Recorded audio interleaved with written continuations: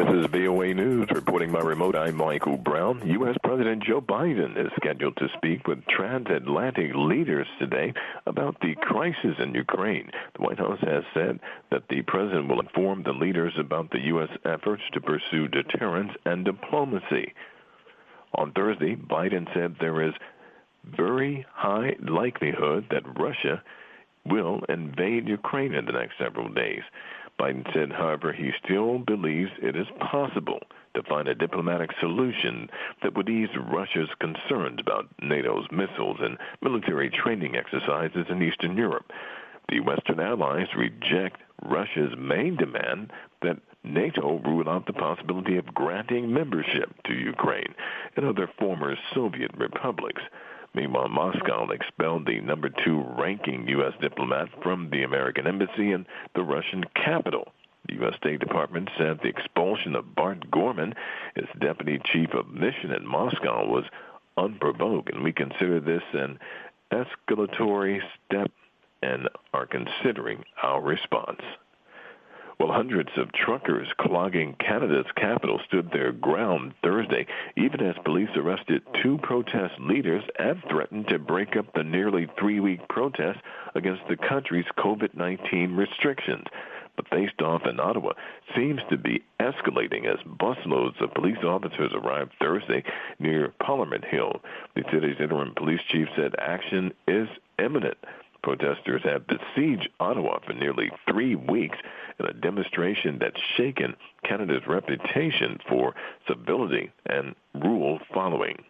For more news, please join us, voanews.com. Via remote, this is VOA News.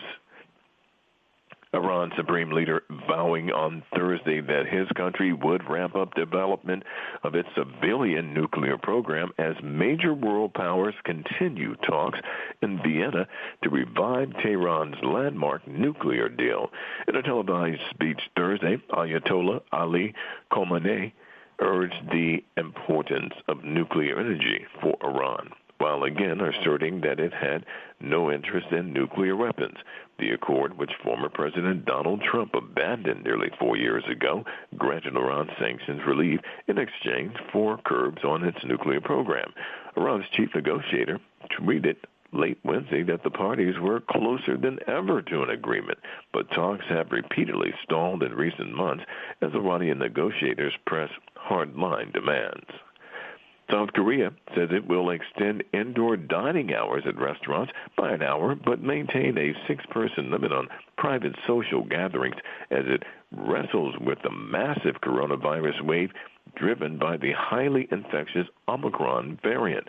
The 109,000-plus new cases reported on Friday was another record and about 25-fold increase from levels seen in mid-January when Omicron first emerged as the country's dominant strain.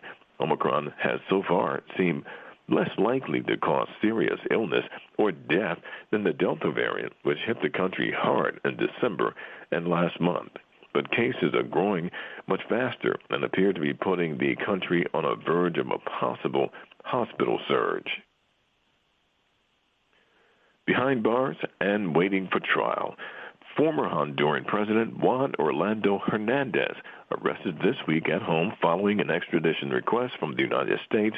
It was the latest twist in his case, which follows his departure from power just more than 2 weeks ago. Hernandez's future is now in the hands of the Honduran Supreme Court, which must decide whether to approve the U.S. extradition request, according to his attorneys.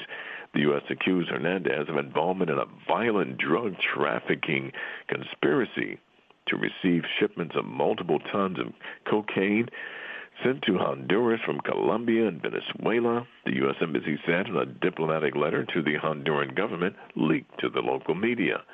The former president received millions of dollars in bribes and profits from multiple drug trafficking organizations in other countries, according to the U.S. letter published by the paper La Prensa.